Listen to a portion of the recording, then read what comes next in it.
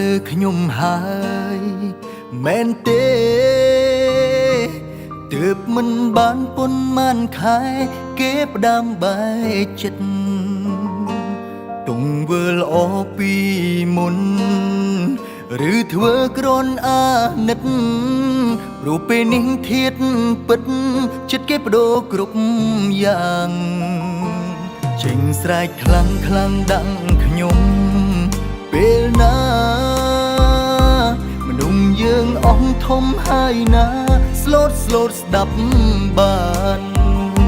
ខ្ញុំព្រមខំទាំងអស់ទូងខាតបងប៉ុន្មានត្រឹមចង់ដឹងតែម្យ៉ាងគេពីមុនបាត់ទៅណាគេផ្លាច់មិនដូចតាមទេគេប្រែលែងដូចដើមបើដឹងមុនខ្ញុំមិនផ្ដើមនាំឲ្យបេះដូងសោកកាខ្ញុំហត់នឹងតាមអារម្មណ៍ខ្ញុំយំដើម្បីអ្នកណាឲ្យខ្ញុំបែបនេះ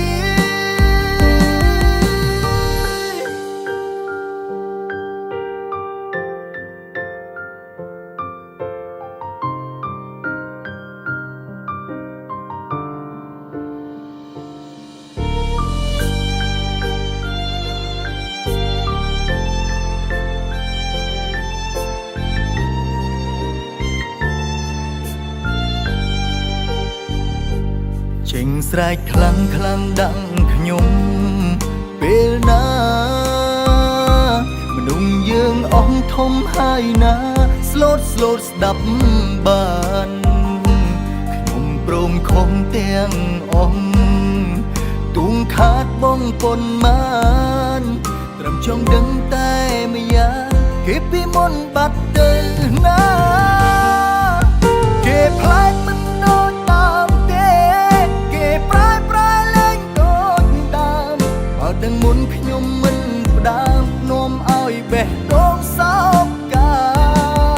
ខ្ញុំហត់នឹងតាមអារ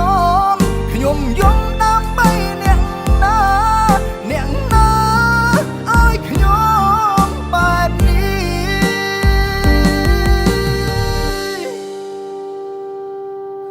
គេផ្លែកមិនដូចដើមទេគេប្រែលែងដូចដើមបើដឹងមុនខ្ញុំមិនផ្ដើមនាំឲ្យបេះដូងសោកកាខ្ញុំហត់នឹងតាមអារម្មណ៍ខ្ញុំយំដើម្បីអ្នកណាឲ្យខ្ញុំបែបនេះ